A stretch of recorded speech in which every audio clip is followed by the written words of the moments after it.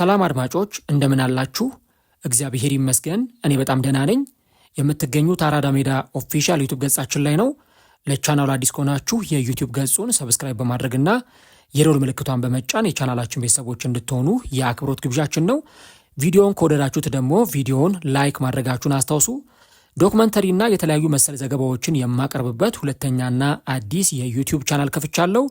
ቢሃይንድ ዘ ቬል ወይም ከመጋረጃው በስተጀርባ ይሰኛል። ይህንን ሁለተኛውን ቻናሌን ታግ ላይ አስቀምጬላችኋለሁ።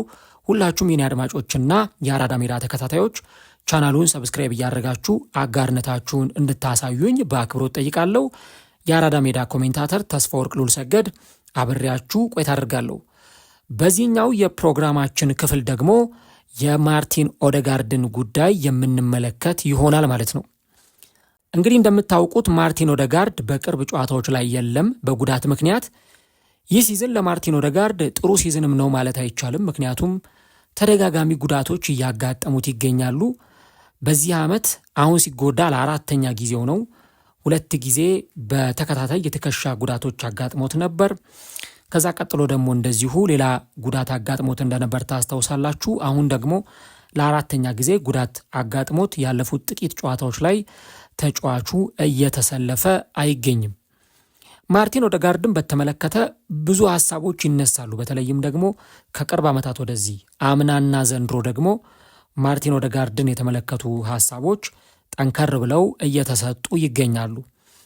ማርቲን ኦዴጋርድ ሜዳ ላይ ተሰልፎ ጥሩ አገልግሎት መስጠት ካልቻለ ለምንድን ነው ያንን ያላደረገው የሚል ጥያቄ ይነሳል። ሜዳ ላይ ገብቶ ደግሞ ጥሩ ፐርፎርማንስ ሲያሳይ ማርቲን ኦዴጋርድ ተመለሰ። በምርጥ ፐርፎርማንሱ ሜዳ ላይ ለአርሰናል ጥቅም እየሰጠ ይገኛል የሚሉ ጥያቄዎች ይነሳሉ።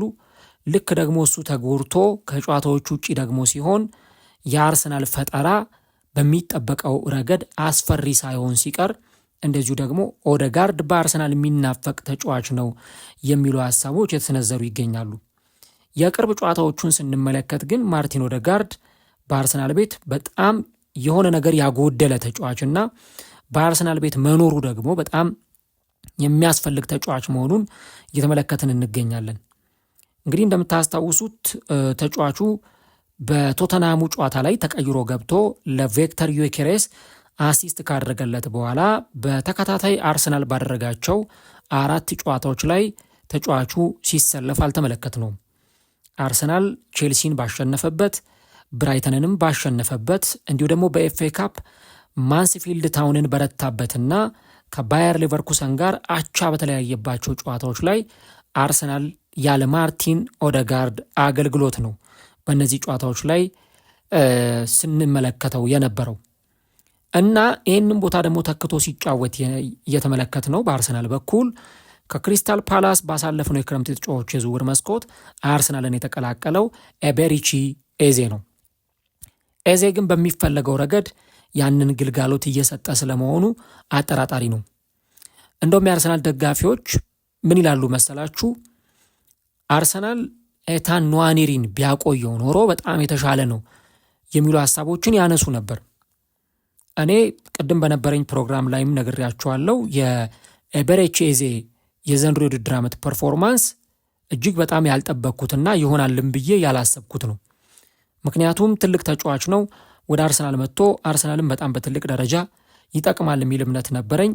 ነገር ግን እስካሁን ድረስ ከነዛ ከቶተናም ጨዋታዎች ውጪ ይህንን ተጫዋች በዚህ ፐርፎርማንስ ልክ አልተመለከትኩትም እና ኤቤሪቺ ኤዜም ወደ አርሰናል ሲመጣ በ2 አንኳር ምክንያቶች ነበሩ ወደ አርሰናል የመጣው። አንድም ማርቲን ኦዴጋርድን እንዲያሳርፍ፣ በቃ ድካሞች ሲኖሩ ማርቲን ኦዴጋርድን እንዲያሳርፍ፣ ሁለተኛ ደግሞ ለማርቲን ኦዴጋርድ ተፎካካሪ እንዲሆን በማርቲን ኦዴጋርድ ብቃት ልክ ይገኛል ተብሎ ሲታሰብ የነበረ ተጫዋች ስለነበር ነው አርሰናል ይህንን ተጫዋች በርካታ ሚሊዮን ፓውንዶችን ኢንቨስት አድርጎ ወደ አርሰናል እንዲመጣ ያደረገው። ነገር ግን ይህንን ተጫዋች ካያችሁት ጨዋታ እንዲፈጥን በሚያስፈልግበት ሰዓት ላይ ጨዋታን ሲያፈጥን የምታዩት ተጫዋች አይደለም። ጨዋታው የሆነ አይነት ቴምፖ ከፍ እንዲል በሚያስፈልግበት ጊዜ ላይ ያንን ሲያደርግ አታዩትም። የግብ ዕድሎችን አይፈጥርም። እንዲሁ ደግሞ አሲስቶችን አያደርግም ወይ ደግሞ ራሱ የሚሞክራቸውን ኳሶችም አታዩም። ኤቤሪቺ ኤዜ በእነዚህ የተደጋጋሚ ጨዋታዎች ላይ ምናልባት የኤፍኤ ካፑ ጨዋታ ኤክሰፕሽናል ነው፣ ያው ተጋጣሚውም ዝቅተኛ ነው። ከዚህ በተጨማሪ ደግሞ ተቀይሮ ገብቶ ጎል አስቆጥሯል። ምናልባት ያንን እንደ ጥሩ ውጤታማነት ልናነሳው እንችላለን። ከዛ ውጭ ግን ቻምፒየንስ ሊግ ላይ እንዳያችሁት ከባየር ሌቨርኩሰን ጋር፣ ከቼልሲ ጋር፣ ከብራይተን ጋር እንዳያችሁት ኤቤሬቺ በጣም የተዳከመውና ይሄ ቀዝቃዛ የምትሉት አይነት ፐርፎርማንስ ያሳየባቸው ጨዋታዎች ነበሩ። ለእኔ ማርቲን ኦዴጋርድ አንድ እርግጠኛውን የምነግራችሁ ነገር ተጫዋቹ ጥሩ ፐርፎርማንስ ያሳይ እንጂ ፕሪሚየር ሊጉ ላይ ካሉ ምርጥ ፕሌይሜከር ተጫዋቾች መካከል አንደኛው ስለመሆኑ ያለ ጥርጥር መናገር ይቻላል። ምናልባት ሊጉ ላይ ለማየት ማራኪ ምርጥ ኳሶችን አሲስት የሚያደርጉ ለቡድን ጓደኞቻቸው ጥሩ ኳሶችን ዴሊቨር የሚያደርጉ ተጫዋቾችን ካነሳን አእምሯችን ላይ መጀመሪያ ቀድሞ የሚመጣው የማንቸስተር ዩናይትዱ የአማካይ መስመር ተጫዋች ብሩኖ ፈርናንዴዝ ነው። ከብሩኖ ፈርናንዴዝ እኩል በዛው ተርታ ላይ መቀመጥ የሚችል ተጫዋች ነው ማርቲን ኦዴጋርድ። ተጫዋቹ ለምሳሌ 2022-23 የውድድር ዘመን ላይ የነበረው ፐርፎርማንስ እኔ ማርቲን ኦዴጋርድ እስካሁን ድረስ በአርሰናል ካሳለፋቸው ሲዝኖች ያኛውን ሲዝን የሚያክል ሲዝን አልተመለከትኩኝም። 2022-23 የውድድር ዘመን አርሰናል ከ200 በላይ ቀናት ፕሪሚየር ሊጉን በደረጃ ሰንጠረዡ አናት ላይ ተቀምጦ መሪ ነበረበት። ከዚህ በተጨማሪ ደግሞ በዛ ሲዝን ላይ በጣም በምርጥ ፎርም ተጫዋቹን የተመለከትንበት ከጎል ማስቆጠር ጋር ጥያቄ የማይነሳበት አሲስቶችን የሚያደርግ እጅግ በጣም አስገራሚ ተጫዋችን ነው ስንመለከት የነበረው። በተለይ የአርሰናል ደጋፊዎች ያ 2022-23 የውድድር ዘመንና እንዲሁ ደግሞ 2023-24 የውድድር ዘመን ላይ የነበረውን ማርቲን ኦዴጋርድን ማግኘት በጣም አጥብቀው ይፈልጋሉ። ከዛ በፊት ደግሞ ቅድም እንዳልኳችሁ አርሰናል ረጅም ጊዜ በመራበት የ2022-23 የውድድር ዘመን ላይ የነበረው ፐርፎርማንስ እጅግ በጣም የሚያስገርም ነበረ። ባለሳሳት ፕሪሚየር ሊግ ላይ ብቻ 15 ጎሎችን አስቆጥሯል ማርቲን ኦዴጋርድ። ይሄ ለአንድ የአማካይ መስመር ተጫዋች እጅግ በጣም ብዙ ነው፣ እጅግ በጣም ብዙ ነው። በፕሪሚየር ሊጉ 37 ጨዋታዎች ላይ ተሰልፈው ተጫውተዋል በ2022-23 የውድድር ዘመን። ያ ማለት 3150 ደቂቃዎች ላይ ነው ተሰልፎ የተጫወተው። አንድ ጌም ብቻ ነው ያመለጠው በፕሪሚየር ሊጉ ከተደረጉ ጨዋታዎች። 15 ጎሎችን አስቆጥሯል። ያውም 15ቱንም ጎሎች ሲያስቆጥር የፍጹም ቅጣት ምት ጎል ያለው አይመስለኝም። ሁሉንም ጎሎች በክፍት ጨዋታ ነው ያስቆጠረው። 7 አሲስቶች ነበሩት። በአጠቃላይ 22 የግብ ተሳትፎዎች ነበሩት በአንድ ሲዝን ብቻ። ከዚህ በተጨማሪ ደግሞ 93 ሙከራዎችን ሞክሮ 33ቱ ኢላማቸው የጠበቁ ኳሶች ነበሩ እና ተጫዋቹ የነበረው ፐርፎርማንስ እጅግ በጣም ጥሩ ነው። በተለይ በአማካይ መስመር ተጫዋቾች በርካታ ጎሎች ካስቆጠሩባቸው ሲዝኖች መካከል አንዱ ማርቲን ኦዴጋርድ በዛ ሲዝን የነበረው ቆይታ እጅግ በጣም የተለየ ነበር። 2023-24 ላይ ደግሞ 35 የእንግሊዝ ፕሪሚየር ሊግ ጨዋታዎች ላይ ተሰልፈው ተጫውተዋል 3100 ደቂቃዎች ላይ። ከዛኛው ሲዝን የሚያንሰው በሁለት ጨዋታ ነው ወይም ደግሞ በ50 ደቂቃዎች ነው የሚያንሰው ማለት ነው። 8 ጎሎችን አስቆጥሯል፣ 10 አሲስቶችን ደግሞ አስመዝግቧል። በአጠቃላይ 18 ጎሎች ላይ ቀጥተኛ ተሳትፎ ነበረው። እንዲሁ ደግሞ 2 የፍጹም ቅጣት ምት ጎሎችን አስቆጥሯል። 77 ሙከራዎችን ሞክሮ 23ቱ ኢላማቸውን የጠበቁ ነበሩ። በሆነ መንገድ ስትመለከቱት ምናልባት ተጫዋቹ በዚህኛው ሲዝን 2023-24 ላይ አርሰናል በ2 ነጥብ ተበልጦ ማንቸስተር ሲቲ ነጥብ ባጣበት ሲዝን ላይ የተወሰነ ማርቲን ኦዴጋርድ ቀዝቀዝ ያለበት ነበር። ግን በዛም ቢሆን 18 የጎል ተሳትፎ ማለት እጅግ በጣም ብዙ ቁጥር ያስመዘገበበት ነው ማለት ነው። እና በእነዚህ 2 ሲዝኖች ላይ ተጫዋቹ ባሳየው ፐርፎርማንስ በአርሰናል ልዩ የሆነ ተጫዋች እንደሆነ ተደርጎ የሚታይ ከዚህ ተጽዕኖ ፈጣሪነቱ ጋር አብረን ስንመለከተው የነበረው ተጫዋች ነው። አምና ግን በ2024-25 እንደምታስታውሱት ጉዳት ገጥሞት ነበረ። የቁርጭምጭሚት ጉዳት ለሳምንታት ከሜዳ ርቆ ነበር። ያም የራሱ ተጽዕኖ ነበረው። በ30 የፕሪሚየር ሊግ ጨዋታዎች ላይ ብቻ ነው የተጫወተው። ግን እንደዛም ሆኖ 11 የጎል ተሳትፎዎች ላይ ቀጥተኛ ተሳትፎ ነበረው። 3 ጎል አስቆጥሮ 8 አሲስቶችን አድርጎ ማለት ነው። በዘንድሮ የውድድር ዓመት ግን በፕሪሚየር ሊጉ እስካሁን ድረስ ባለው የውድድር ዘመን ከ20 በላይ ጨዋታዎችን እንኳን ተጫዋቹ አላደረገም። which means ቢያንስ ከ9 ከ10 በላይ ጨዋታዎች ተጫዋቹ አመልጠውታል ማለት ነው። አንድ ጎል ብቻ ነው ያስቆጠረው። እሱንም ከብራይተን ጋር በተደረገው ጨዋታ ላይ ይመስለኛል ጎል ያስቆጠረው። ከዛ ውጪ የጎል ተሳትፎም በጣም የቀነሰበትና ደብል ዲጂት ያልገባበት ነው። ነገር ግን ሌሎች ስታቶችን ስትመለከቱ ለምሳሌ በአንድ ጨዋታ ላይ ከ2 እስከ 3 ቁልፍ ኳሶችን ያቀብላል። 85% ኳስ የማቀበል ስኬታማነት አለው። በኤክስጂ መጠን ደግሞ ስትመለከቱት በተለይ ከአማካይ መስመር ተጫዋቾች ጋር በጣም ጥሩ የሆነ የግብ ዕድሎችን ክሬት የሚያደርግ የሚፈጥር ተጫዋች ነው ማለት ነው። እና ይህንን የመሰለ ተጫዋች ነው እንግዲህ አርሰናል ሉዝ ያደረገው በጉዳት ምክንያት። እና ከዚህ ፐርፎርማንስ ጋር ወይም ደግሞ እንዲህ ካለው ፐርፎርማንስ ጋር ተጫዋቹን የሚመለከቱት ሰዎች አርሰናል ደግሞ ፈጠራው መቀዛቀዙን ሌሎችን የተመለከቱ ሰዎች በቃ ማርቲን ኦዴጋርድ በጣም ለአርሰናል አስፈላጊው ተጫዋች ነው የሚሉ ነጥቦቻቸውን ያነሳሉ። ዘንድሮ ከማርቲን ኦዴጋርድ በላይ ብዙ አሲስቶችን ያደረጉት 5 ተጫዋቾች ብቻ ናቸው። እና እንግዲህ አስቡት ተጫዋቹ በፕሪሚየር ሊግ ዘንድሮ የተጫወተው 13 ጨዋታዎች ላይ ብቻ ነው በቋሚነት እንኳን ፕሪሚየር ሊግ ላይ የጀመረው። ግን በ5 ተጫዋቾች ብቻ ነው የሚበለጠው ማለት ኢንኬዝ በቋሚነት ቢኖር ብላችሁ ደግሞ አስቡት።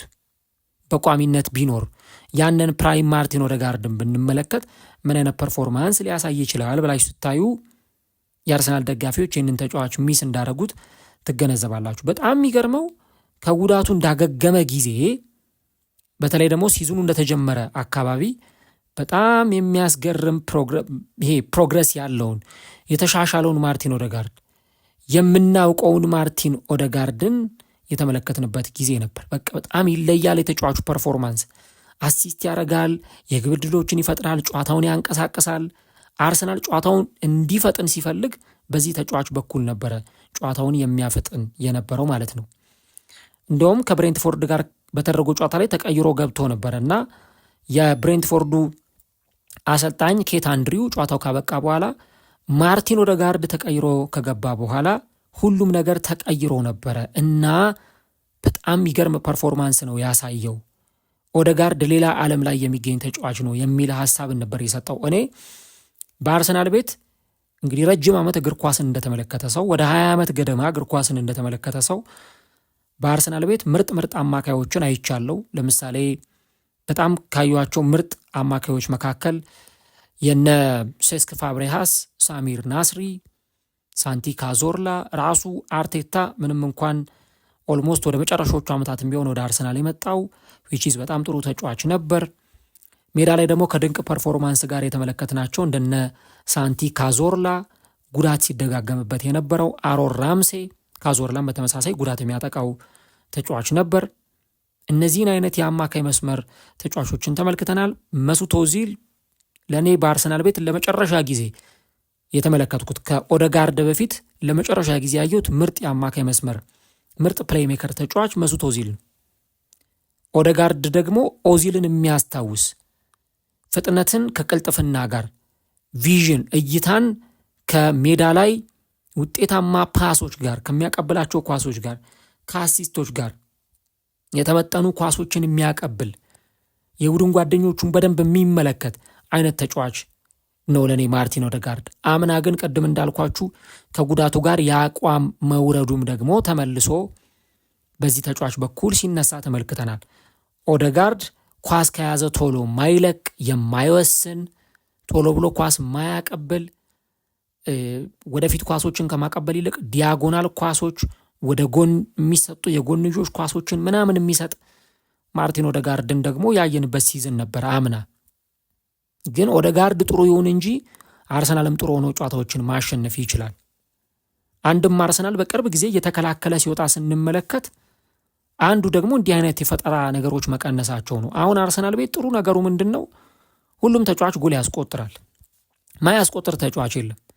ሳሊባ ያስቆጥራል፣ ማጋሌሽ ያስቆጥራል፣ ሂንካፔ፣ ካላፊዮሪ፣ ቲምበር ምን ልበላችሁ፣ ግብ ጠባቂው ብቻ ነው ማያስቆጥረው ራያ እንጂ ራይስም ዙብሜንዲም ሌሎቹም ተጫዋቾች ኤዜ ራሱ ቡካዮ ሳካም ማርቲኔሊም ዩኬሬስም ጋብሪኤል ሄሱስም ማድዌኬም ሁሉም ተጫዋች ያስቆጥራል። በርደኑን እኩል ስለተካፈሉት ነው እንጂ አንዳንድ ጨዋታዎች ላይ አሁን አርሰናል ጎል ለማስቆጠር በቃ በጣም የሚቸገርበት ደቂቃ አለ። ጎል ለማስቆጠር የሚፈልግበት ጊዜ አለ። ማርቲን ኦዴጋርድ የሚያስፈልጋችሁ እንዲህ አይነት በጣም ቁልፍ የምትሉት ሰዓት ላይ ነው። ለቡድን ጓደኞቹ እነዛን ኳሶች አነፍንፎ የሚያቀብል ከርቀት ኳሶችን እየሞከረ የሚያስቆጥር ለቡድኑ ደግሞ ወሳኝ ግልጋሎትን የሚሰጥ እንጂ አይታችኋል እኮ በነዛ ወሳኝ ጨዋታዎች ላይ ለምሳሌ አምና በዛኛው የማንቸስተር ሲቲ ጨዋታ ላይ ጎል ሲያስቆጥር ተመልክተናል። ሌሎች ትልልቅ ምንላቸው ጨዋታዎች ላይ ቶተንሃም ላይ ካቻምና እንደውም ከርቀት ይመስለኛል ሞክሮ ሁሉ ጎል ያስቆጠረባቸውና ኦዴጋርድ በጣም የተለየ ተጫዋች ነው። የአርሰናልን ኤክስፔክትድ ጎል ስትመለከቱ ለምሳሌ የብሬንትፎርዱ ጨዋታ ላይ በጣም የወረደ ነበር። በፈጠራው ረገድ የፈጠራ እድሎችን የሚፈጥር ተጫዋች አልነበረም። ማርቲኔሊ ነው እድሎችን የሚፈጥረው፣ ሳካ ነው እድሎችን የሚፈጥረው፣ ኤዜ ነው እድል የሚፈጥረው። የትኛው ተጫዋች ነው? ራይስ እና ዙቢሜንዲ ደግሞ የአማካይ መስመር ተጫዋቾቹን በማገዝ ረገድ በጣም ስራ በዝቶባቸው ነበር፣ የቼልሲውም ጨዋታ ላይ የብራይተኑም ጨዋታ ላይ እና ማርቲን ኦዴጋርድ በጣም የሚናፈቀው ተጫዋች ነው። እንግዲህ አሁን መቼ ከጉዳት ይመለሳል የሚለው ነገር እስካሁን አልተረጋገጠም። ዛሬ በነበረው ጋዜጣዊ መግለጫ ላይ አርብ ዕለት ማለት ነው አርቴታ የጋዜጣዊ መግለጫ ሲሰጥ ነበር እና ምንድን ነው እንደውም እሱ ያለው ገና አልታወቀም፣ እንግዲህ በቀጣዩ ጊዜ የምናረጋግጠው ይሆናል። የቅዳሜው ለኤቨርተኑ ጨዋታ ይደርሳል አይደርስም የሚለውን ነገር በተመለከተ ማረጋገጫ እንፈልጋለን የሚል ሀሳብ ሰጥቷል። ግን ብዙዎቹ እንደሚናገሩት ተጫዋቹ ከደረሰ የሚደርሰው በካራቦ ካፑ ጨዋታ ላይ ነው፣ ወይ ቻምፒየንስ ሊግ ላይ ወይ የካራቦ ካፑ የፍጻሜ ጨዋታ ላይ ሊደርስ ይችላል የሚል ሀሳባቸውን የሰጡት ያው ጉዳቱ ሲሪየስ እንዳልሆነ ነው የሚገለጸው። የኖርዌይ ብሔራዊ ቡድን ዋና አሰልጣኝ የሆኑት ስቴል ስሎባከን የማርቲን ኦዴጋርድን ፊትነስ በተመለከተ ሀሳባቸውን ሰጥተዋል እና ጉዳቱ ያን ያክል በጣም ጠንከር ያለ ጉዳት ወይም ደግሞ ሲሪየስ የሚባል ጉዳት እንዳልሆነ ነው አሰልጣኙ የተናገሩት እና እንደውም እሳቸው ምንድን ያሉት መሰላችሁ? there is nothing serious about ማርቲን ብለዋል። ስለ ማርቲን በጣም ሲሪየስ የሆነ የከፋ የሚባል ነገር የለም እና ተጫዋቹ በዓለም ዋንጫ ላይ በደንብ ሪከቨር አድርጎ በጥሩ አቋሙ በጥሩ ፊትነስ ቡድናችንን ይቀላቀላል ብለን እንጠብቃለን የሚል ሀሳብ ሰጥተዋል እና እንደምታውቁት እንግዲህ ኖርዌይ ለዓለም ዋንጫ አልፋለች። ማርቲን ኦዴጋርድም ከቡድኑ ጋር አብሮ በዓለም ዋንጫ ላይ ይሳተፋል ተብሎ ይጠበቃል እና የሁላችንም ሀሳብ የሚሆነው ማርቲን ኦዴጋርድ ለዓለም ዋንጫው እንዲደርስልን ነው እና አሁን ባለው ሁኔታ በተለይ ከሌት ማርች ወይም ደግሞ ከመጋቢት ወር መጨረሻ ጀምሮ በሚያዝያና በግንቦት ወር ላይ ለአርሰናል በጣም ወሳኝ ጊዜ ነው እና እንደዚህ አይነት ጊዜያት ላይ ለአርሰናል አስፈላጊ ተጫዋች ነው የሚል ሀሳብ ነው የሰጡት አሰልጣኙ። አርቴታ ቼልሲን ካሸነፉበት ጨዋታ በኋላ እንዳለመታደል ሆኖ ማርቲን ኦዴጋርድ ጉልበቱ ላይ ጥሩ ስሜት አልተሰማውም፣ ሙሉ በሙሉ ጥሩ ስሜት አልተሰማውም እና እኛም ሪስክ ላለመውሰድ ስንል ነው ተጫዋቹን ከጨዋታ ውጭ ያደረግነው የሚል ሀሳብ ነበረ አሰልጣኙ ሲሰጥ የነበረው። የቶተናም ጨዋታ ላይ እኮ ትንሽ ደቂቃ ነው ኦዴጋርድ ተቀይሮ የገባው፣ ግን በዛች በጥቂት ደቂቃዎች ውስጥ ምርጡን ማርቲን ኦዴጋርድን ተመልክተናል። በዛች በተጫወተባት ጥቂት ደቂቃ ተቀይሮ ገብቶ ምርጥ እንቅስቃሴ ሲጫወት ኳስ እግሩ ላይ ሲያምርበት፣ ከዛ ደግሞ እንደገና ወደፊት ለቪክተር ዩኬሬስ ኳስ አቀብሎት ዩኬሬስ ሲያስቆጥር ተመልክተናልና በሲዝኑ ለመጀመሪያ ጊዜ ለዩኬሬስ ጎል ያቀበለበት ጨዋታ ነበር። እንደውም አስቡት በየጨዋታው ላይ ለዚህ ተጫዋች አሲስት ቢያደርግለት እንደዚህ አይነት ኳሶችን ቢሰጠው ምን ሊፈጠር እንደሚችል አስቡት እስቲ። ዩኬሬስ እና ይህ ተጫዋች በየጨዋታው ላይ እንዲህ አይነት ጥምረት ቢኖራቸው፣ በየጨዋታው ላይ ሁለቱ ተጫዋቾች እንዲህ አይነት ኮምቢኔሽን ቢኖራቸው አስባችሁታል? ዩኬሬስ ምርጥ ስትራይከር በሲዝኑ 20 እና ከዛ በላይ ጎሎችን የሚያስቆጥር እንዲሁ ደግሞ ማርቲን ኦዴጋርድም ምርጥ አሲስተር ሆነው ሲዝኑን በድንቅ ጥምረት ያጠናቀቃሉና ያንን በደንብ የሚሆንበት እድል እንግዲህ በአርሰናል ይፈጠራል ተብሎ ነው የሚጠበቀው። ያው ኦዴጋርድ ጥሩ ባልነበረበት ጊዜ ሲተች ነበረ።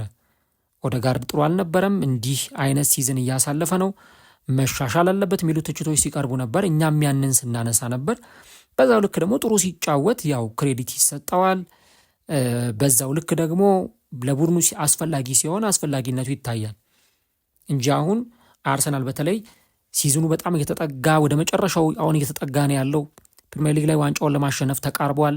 8 ጨዋታዎች ናቸው የቀሩት። ካራቦ ካፕ ፍጻሜ፣ ኤፍኤ ካፕ ካራቦ ካፕ ፍጻሜ ላይ ደርሷል። ኤፍኤ ካፕ ሩብ ፍጻሜ ላይ ደርሷል።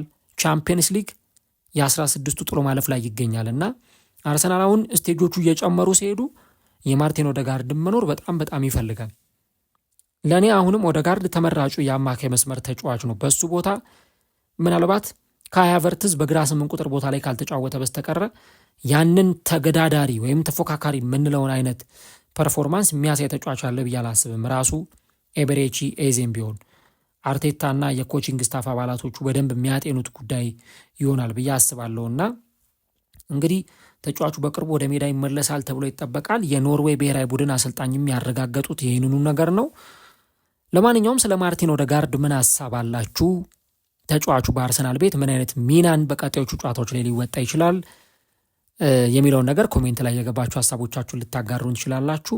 በተለይ ግን ቅድም እንዳልኳችሁ ፕራይም ማርቲን ኦዴጋርድ ይናፈቃል። ፕራይም ማርቲን ኦዴጋርድ በቃ ቅድም እንዳልኳችሁ ልክ ያንን 2022-23 የውድድር ዘመን ላይ ያሳየንን ምርጥ ፐርፎርማንስ ቢደግመው አሁን በሚቀሩ ጨዋታዎች እንኳን ያንን ነገር ቢያሳይ አርሰናል በቃ ትልቁ ተጠቃሚ የሚሆነው አርሰናል ነው። 2-3 ዋንጫ አሸንፎ ሲዝኑን ሊያጠናቅቅ ይችላል። ቅድም ባልኳችሁ ፐርፎርማንስ ላይ እንደው የመጨረሻዎቹ ጨዋታዎች ላይ እንኳን ኦዴጋርድን ከተመለከት ነው ማለት ነው ያ 22 ጎሎች ላይ በቀጥታ የተሳተፈበት የውድድር ዓመትን ብቃት በቀጣዮቹ ጨዋታዎች ላይ መድገም ከቻለ ያ በጣም ጥሩ ነው። ያው ለተጫዋቾች መጥፎ ነገር ምንድን ነው? ጥሩ ሲዝን እያሳለፉ እያለ ሲጎዱ ነው። ኦዴጋርድ አጀማመሩ ጥሩ ነበር ካያችሁት፣ ሲዝኑን የጀመረበት አሲስቶችን የሚያደርግበት መንገድ ጥሩ ነበረ። ከዛ ግን ያው ባልታሰበ ሰዓት የትከሻ ጉዳት አጋጠመው። ሁለቱም የትከሻ ጉዳቶች ለተጫዋቹ ጥሩ አልነበረም። ሌላ ጉዳት፣ ከዛ ደግሞ እንደገና የጉልበት ጉዳት አጋጠመው። እነዚህ ተደጋጋሚ ጉዳቶች ደግሞ የተጫዋቹ ፐርፎርማንስ በሚፈለገው ልክ እንዳይሆን ያደረጉ ናቸው። ግን የዛች የቶተናሙ ጨዋታ ላይ 77ኛው ደቂቃ ላይ ተቀይሮ ገብቶ ለዩኬሬስ አሲስት ያደረገበት ጨዋታውን የቀየረበት መንገድ፣ ጨዋታው ላይ የነበረው ኢንቮልቭመንት በአርሰናል ደጋፊዎች በኩል የሚናፈቅ ነውና አርሰናል በተለይ በውድድር ዓመቱ ላይ ዋንጫዎችን ማሸነፍ እስካሰበ ድረስ ዋንጫዎችን ማሸነፍ የሚፈልግ ከሆነ የሶስትዮሽ ዋንጫ የአራትዮሽ ዋንጫን ማሳካት የሚፈልግ ከሆነ የተጫዋቾችን ኢንዲቪዥዋል ብሪሊያንስ የግል ክህሎት ይፈልጋል። ለዚህ ደግሞ በጣም ወሳኝ ከሆኑ ተጫዋቾች መካከል ጉዳት ላይ የሚገኘውና በቅርቡ ከጉዳቱ አገግሞ ይመለሳል ተብሎ የሚጠበቀው የአርሰናሉ ካፕቴን ኖርዌያዊ ተጫዋች የመሃል ሜዳው አቀጣጣይ ማርቲን ኦዴጋርድ ነው ማለት ነው።